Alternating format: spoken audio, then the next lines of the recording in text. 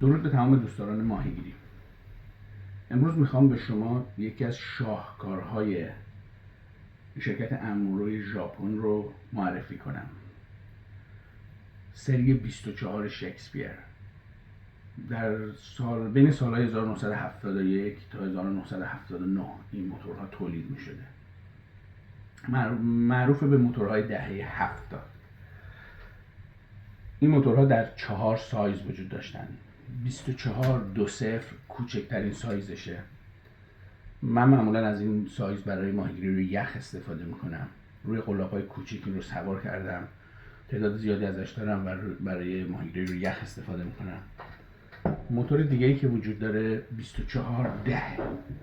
24-10 بسیار معمول بوده، برای اسپرینگ ازش استفاده میشده. یه مقدار بزرگتر از 24-20. مدل بعدی که 24C نام داره، این مدل خیلی معمول نبوده. بیشتر مردم از مدل 2410 یا 2450 استفاده میکردن. این مدل کمتر تولید شده، بنابراین امروزه قیمت بیشتر از 2450 یا 2410 داره. تقریبا 2 یا 3 برابر قیمت بیشتری نسبت به موتورهای دیگه داره. و مدل 2450 که بزرگترین سایز سری 24 بسیار بسیار موتور خوبیه برای ماهیگیری کنار دریا. دوبل برینگ دارن تمامی این موتورها. مکانیزم داخلی 2450 و 24C شبیه به هم دیگه هست و مکانیزم داخلی 2410 و 2420 هم مشابه یکدیگه است. توی یه ویدیوی دیگه من یکی از این موتورها رو باز میکنم برای تمیز کردن و داخل اون رو به شما نشون میدم. چند تا چیز توی این موتورها هست که واقعا حتی امروزه اینها رو خاص میکنه.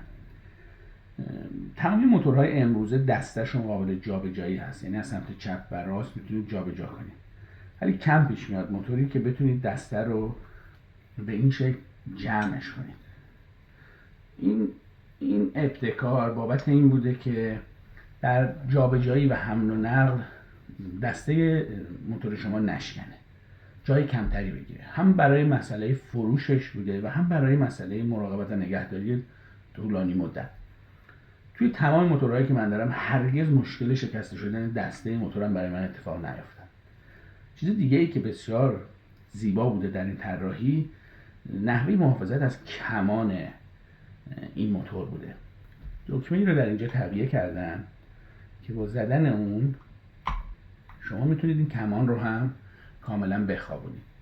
به این صورت موتور شما از یه چیزی شبیه به این که جای زیادی میگیره به چیزی شبیه به این تبدیل میشه که جای کمتری میگیره و بنابراین بسیار راحت‌تر میتونه توی جعبه قرار بگیره.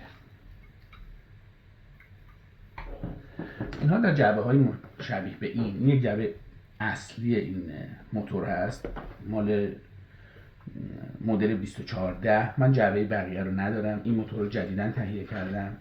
این موتور هرگز استفاده نشده، همیشه توی جعبهش بوده و فوق‌العاده است از نظر سلامت. تنها اتفاقی که براش افتاده اینه که به مدت 50 سال ازش استفاده نشده و بنابراین گریسی که داخلش بوده مقداری سفت شده. این رو توی یه ویدیوی دیگه من بازش میکنم، هم مکانیزم داخلش رو با هم دیگه میبینیم و هم مراحل تمیز کردنش رو با هم نگاه میکنیم. چیز جالبیه، یه مقداری اون چیزی که داخل این موتورهای ماهیگیری هست متفاوته با موتور نمونه‌های قدیمی با نمونه‌های جدید. اگر کسی احیانا چیزی شبیه به اینو داشته باشه، این ویدیو میتونه بهش کمک کنه برای اینکه اونو بخواد تمیز کنه و روغن کاری بکنه.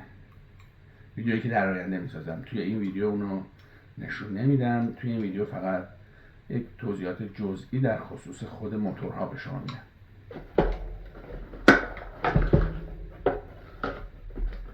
این یک دونه رو من ازش استفاده احتمالا نخواهم کرد، همیشه همینطور توی جعبه باقی خواهد موند به عنوان یک نمونه‌ای که 100% نو هست. و موتورهایی که براتون عرض کردم هر مدل، یعنی 2450 یا 24C، 2410 و 2420 میتونستن یک علامت اختصاری DC در کنارش داشته باشن. الان این مدل 2450 بدون علامت اختصاری هست.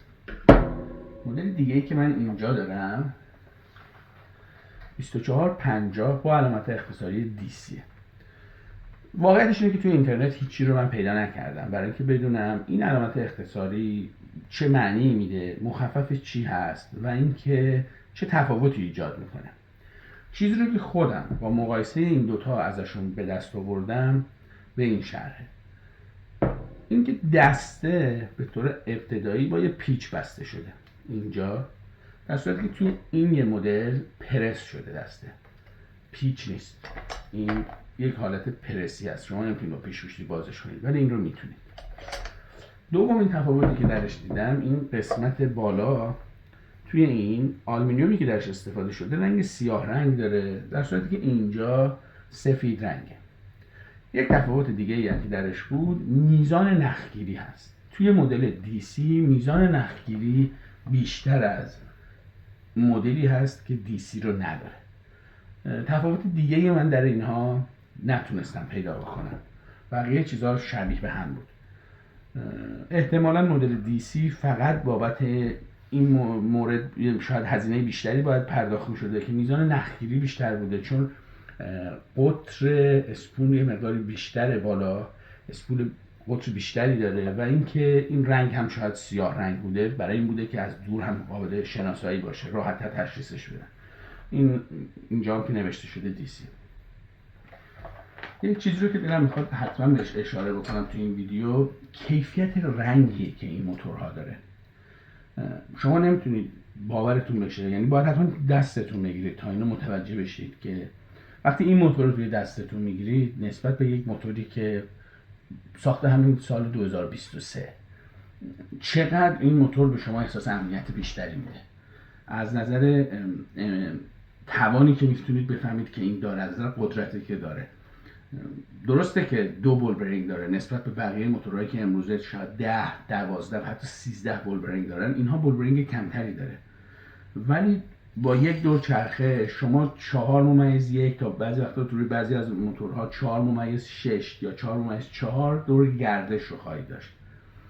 ولی چیزی که بسیار درشون مهمه نحوه نصب این اسپول به بدن است. به راحتی با فشار دادن اینجا این از این قسمت جدا میشه و شما داخل این رو میتونید اینطوری ببینید و اون چیزی که تمام این مکانیزم روی اون سوار شده با باز کردن این پیچ میتونیم اون رو ببینیمش.